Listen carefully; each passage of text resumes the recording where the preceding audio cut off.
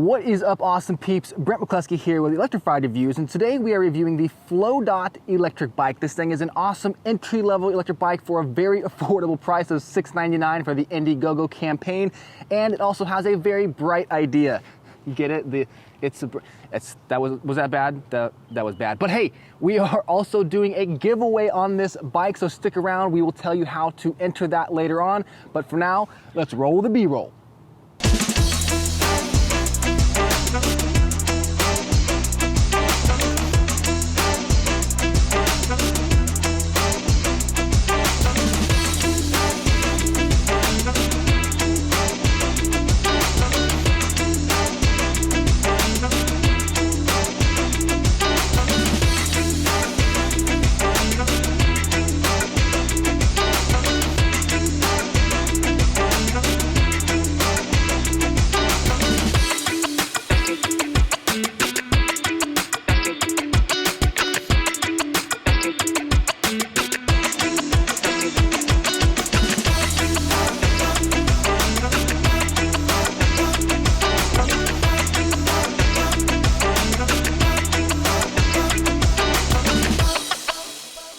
All right, guys, so again, this is the Flowdot electric bike. This is the most affordable electric bike that we've tested so far. This starts at $6.99 for the Indiegogo price. This is going to be an Indiegogo campaign that's going to be launching here relatively soon. And when it does launch on Indiegogo, again, that starting price for the early adopters will be $6.99 or just a hair under $700. And I don't know how much it's gonna be for the retail version. I'm guessing probably at least a couple $100 more is typically how the Indiegogo campaigns work.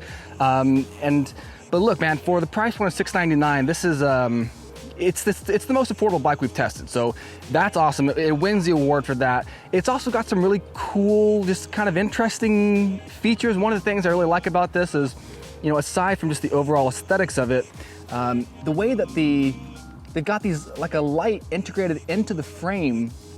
It's kind of hard to see on camera, I think, but it's in the frame right there, and it just helps to increase visibility. Makes this thing brighter overall. It's gonna make it more visible at night, you know? It does have a front headlight as well. Not the best placement, at least for the wires. You can see, you know, if you go a head-on view, the wires here are kind of in the way. Probably have to find a way to fix that here. But look, I mean, you pair this thing, the Flowdot, with something like the Lumos helmet. Remember, guys, we've if you guys saw, we reviewed this a while back. We actually did a giveaway on this helmet as well. But this thing lights up, tons of visibility. So, you know, you pair something like that or any smart helmet with lights with this bike, and it's just, I mean, this thing is like a night rider, man. It's like a night warrior. So I don't know, I dig it. I mean, I love lights. You guys know that anything with lights on it, like, I don't know, I'm a sucker for it. But let's dive in here for the specs. Starting in the back, this thing has a 250 watt Bafang motor. Look, we love the Bafang motors. They're not as, you know, highbrow as like the Broza, the Bosch, stuff like that, but they are really solid performers. They are affordable. They typically actually have more torque than some of these higher end motors. Like this one right here, it feels really peppy, guys. It's only 250 watts, but it almost feels like a 500 watt motor. Now, part of the reason for that is gonna be these smaller wheels on this bike. When you have smaller wheels like this, it makes it easier for the motor. It actually gives it a mechanical advantage compared to the full-size tires. Now, on the other hand, having smaller tires like this, it does make the handling not quite as stable as a full-size bike. But look, that's kind of the name of the game when you're going for a compact frame. You know, this is geared for people who don't have a lot of room, geared for people who want that compact bike. And so that's kind of what comes along with it, is the smaller tire size typically and not as much control. Not a big deal, just something to point out. Now that 250 watt motor, it does bring this bike up to a top speed of 20 miles per hour, which keeps it as a class 2 electric bike, right? So that's gonna make this thing legal to ride in just about any area you can go. Only the strictest of places require class 1, but it does have a throttle, so that does make it a class 2. Now, what's interesting, maybe you could even argue this is actually a class 1. I don't, depending on what mode you're in, but look, you know, we're gonna do this review a little bit out of order here. We're actually gonna go to the display first. I wanna point something out here, right? So the throttle, so To turn it on, let's just show you the display really quick. All right, so to turn it on, it's a long press here of the power button. Oh, come on, you lost focus. There you go. Long press of the power button, and then now the display, the electronics are on. It's gonna start in pedal assist level 1 here. This is gonna be your current speeds in kilometers per hour, so I would wanna switch that to miles per hour. Got a 4-bar battery indicator up top, and then I think this is the mileage down here in the bottom, like a tripometer. So when it's in a positive pedal assist mode, the throttle is not active, so you can't use the throttle, right? So right now in pedal assist mode 1, and this is how you switch pedal assist modes, by the way, it's not up and down, it's actually just toggling. So 2, 3, 4, 5, all the way up to 5, that's still gonna be pedal assist, so no throttle. So does that make this a class 1 since the throttle isn't live, but it still goes to 20 miles per hour? I don't know, man, that's like a philosophical debate. You guys tell me what you think, I don't really know. But if I click it one more time, it goes to pedal assist level 0, and that means the pedal assist is off. The pedal assist does not work, but the throttle does work. So the throttle is on at 0. So kind of a weird setup. I have not seen a setup like that before, and I don't know, man, maybe they did that on purpose specifically so it could be considered a class 1 bike. Again, I just don't really know. I couldn't tell you. But down here in the bottom, by the motor, I've got a Shimano Tourney TZ derailleur. I'm not familiar with this derailleur. Typically, we just see a Shimano Tourney on entry-level bikes like this. The TZ, I don't know if that's like an upgrade or downgrade, couldn't tell you. But like most entry-level derailleurs, I mean, this thing works fine. It's not the smoothest derailleur in the world, but it does a job. And look, like we always say, the biggest benefit of having a higher end derailleur is really just weight savings, maybe a little bit smoother shifting, sure. But really, we're talking about saving some weight. And when you have an electric bike, weight is just not as important. This thing weighs about 50 pounds, so yeah, I don't know, kind of heavy for a compact electric bike. But the point is look, a few extra grams is not gonna make a difference for a higher end derailleur, but if you wanted that higher end derailleur, you would be paying substantially more money. So I don't know, like when you're trying to keep a bike as affordable as possible, yeah, it makes sense to keep a entry-level derailleur. It's a 7-speed. Up here on the handlebars, we've got the Shimano SIS index trigger, or well, I guess thumb shifter, however you want to call it. This is not my favorite shifter. It's a little bit clunky, a little bit unwieldy to use. It gets the job done, it works, so it's fine. And again, this is a $699 entry-level bike, so I don't know. I think that's totally fine, honestly, in my opinion here. Now, we talked about the pedal assist, right? So to get this bike going, it has a cadence sensor. I'm going to show you that real quick down here at the bottom. It's an internal cadence sensor right here. I believe these are 12-magnet. This is a 12-magnet cadence sensor, which is going to have a higher resolution than a 6-magnet cadence sensor. But like all cadence sensors, this thing has a little bit of a delay from the time that I start and stop pedaling to the time that I actually get power from the motor. So I'll pedal, a second will go by, the motor activates. I'll stop pedaling, a second will go by, the motor deactivates. That's just kind of how cadence sensors work. Again, those are more entry level compared to torque sensors, which actually measure the torque placed on the cranks as opposed to the revolution of the cranks. But again, torque sensors or advanced sensors, those are higher end components, those cost more money. This is $699. It makes sense that this is gonna go for a cadence sensor. Honestly, we typically see cadence sensors all the way up to bikes at like a price point of around 2,000 bucks. So kind of makes sense, pretty common here. Now, I just want to go back to the tires here really quick one more time. I love the tires that have these big spokes in them. You know, this is like a 6-spoke wheel here compared to like the little, normal like 11 gauge, 12 gauge spokes, whatever. It's just, I think aesthetically it looks cooler. It might be more difficult to repair if something goes wrong compared to the traditional spokes, so something to keep in mind, but they look dope. I just think it makes for a really clean bike here. Now I'm gonna turn this back on so I can show you, oh, it is on. Oh, so one more thing to show you here for the display. To turn on the lights, it's just a tap of that top button and the lights turn on. So going back here to the frame, you tell me, man, what do you guys think? Is this a folding bike or what? I mean, we could not figure out how to get this thing to fold, but it looks like it wants to fold, right? I mean, look at the hinge here in the middle of the frame. It reminds me kind of the Go Cycle that folds up in half. I don't know. Again, maybe the final version will have that. I feel like if I was to unscrew the rear suspension here, it would allow it to separate and then I could fold this thing in half, but not really sure. But I wanted to point out the lights here again, just to give you guys a closer look. They're just really cool. I don't know if you can change the colors on them or not. I don't think so. that would be dope. Maybe that's something they'll add to the final version, but again, it just adds visibility. I really like that. Now, speaking of the rear suspension here, this is technically a rear suspension, but it's only got about 10 millimeters of travel. It's pretty stiff. There's no preload adjust, there's no lockout, no way to really adjust this thing to fit, your ride style or what you're looking to get out of it. So the suspension works. It's a good suspension for like cracks like this, actually, like little stuff, little cracks in the sidewalk, little stuff like that. Maybe going up even like a lip like this, it's gonna help smooth that out. It's not gonna do a whole lot, but for longer rides, I think that you will appreciate having the rear suspension. There's no front suspension on this bike, solid forks. Now, so the forks look like there. So yeah. Now for the battery on this is gonna be an internal battery. It's a 24 volt, 7.2 amp hour battery for a max range of about 30 miles or so. And like we always say, range is gonna depend on how I ride this thing, right? If I'm going to use the throttle 100%, right?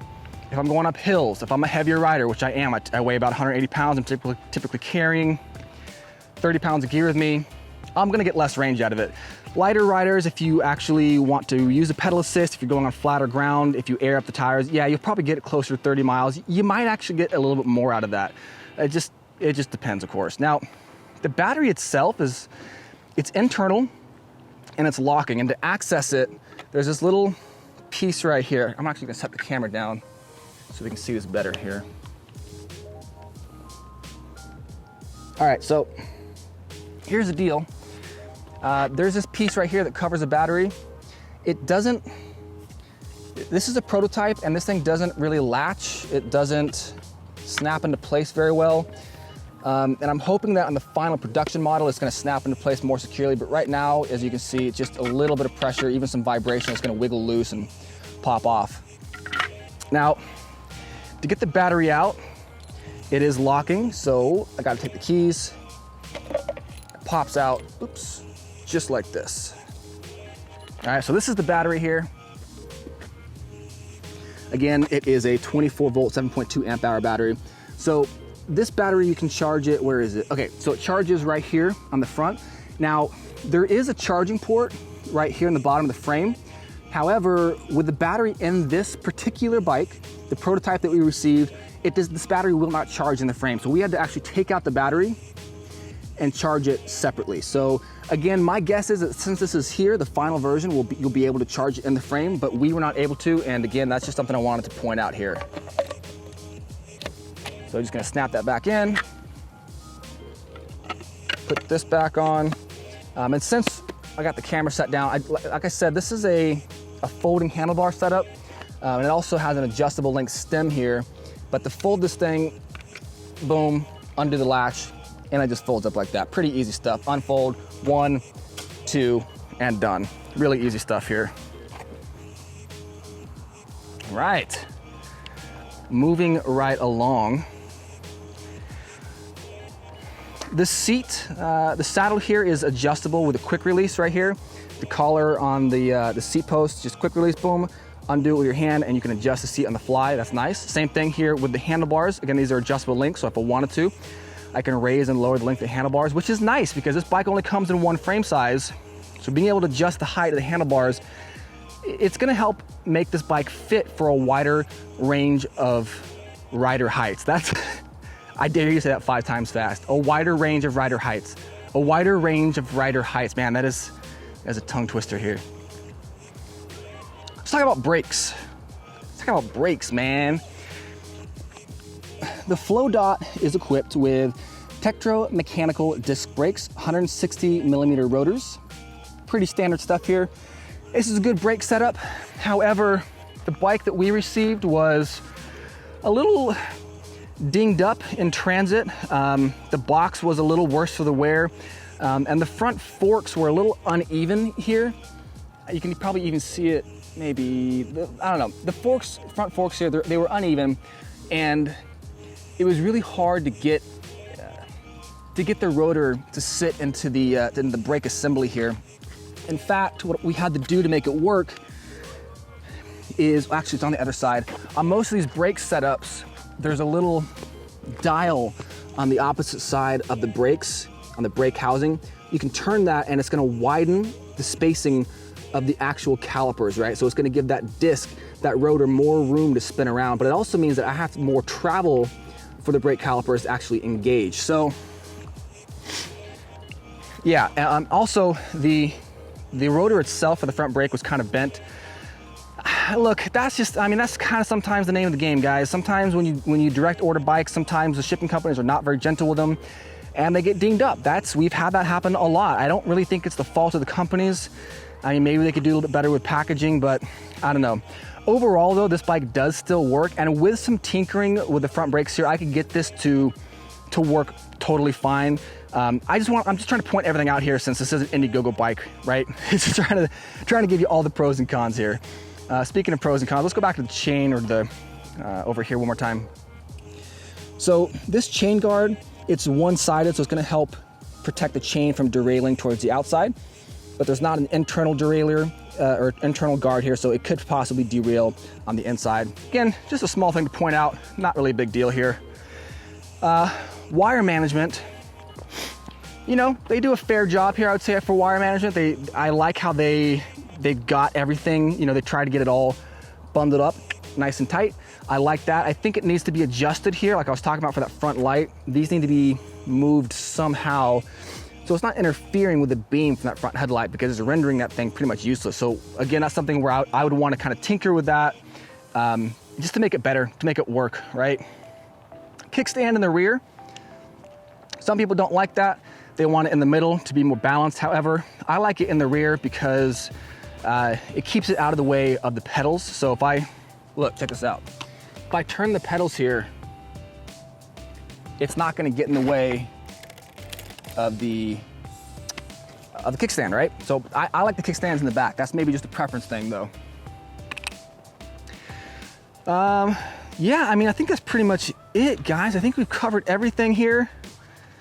I mean, $699, it's hard to go wrong for $699. Again, like I've said 3 times now, I think I'm just saying it because it's cool. This is the most affordable bike we have ever reviewed, at least for the Indiegogo price. So, you know, I think that as this review ages, the price might change, but at least at the time of filming, $699 for early adopters.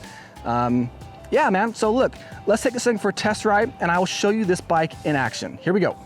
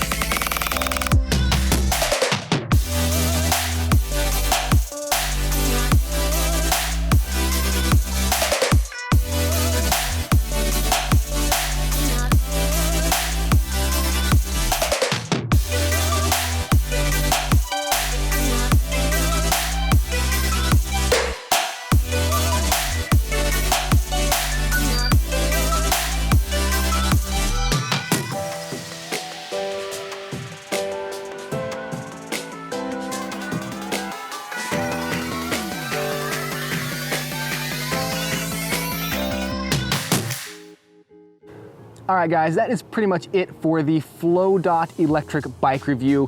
In summary, this is going to be a really good choice for those people who are either A, on a budget, not looking to empty their wallet, because again, for the $699 Indiegogo price, that's a really affordable price point for a functioning electric bike, or it's for people who are kind of maybe getting into this sport, into this arena, and you're just not sure how much you want to invest, you're not sure if it's something for you. Well, a bike like this, I think, is a safe bet because it's just a lot more affordable than a lot of the other stuff that's out there, but it still actually performs, you know, pretty well for this price point. This is also going to be good for somebody who doesn't have a lot of room, because this is a compact electric bike. And again, I swear this thing might fold, you know, the frame, it looks like it wants to fold, so maybe the final version will actually be a foldable bike. I don't really know, but those handlebars do fold down to help make it a little bit more compact. This will also be good for kind of, you know, shorter to mid-range commutes. This is not a long-range commuter electric bicycle. We got that range of about 30 miles. So look, compact, affordable, mid-range commuter. This thing crosses all those T's, it dots all those I's. So yeah, I hope you guys dug this review. For the giveaway, we're gonna do the standard, you know, just like, comment, and sub to enter for the giveaway for this bike. We're going to host the giveaway for the Flowdot on Gleam. We will leave a link down in the description because we want to give you guys as many possibilities or different ways to enter as possible. You know, sharing from Instagram, sharing from Twitter, from Facebook, whatever, just to give you guys who want the extra opportunities to enter, you can have those. So yeah, that's it, man. I hope you guys are having a fantastic day. Thank you very much for watching. Thank you guys so much for all the support you've been giving this channel. It is fantastic. I love talking with you guys in the comments, so thank you very much. I hope you're having an awesome day, and I will catch you guys next time.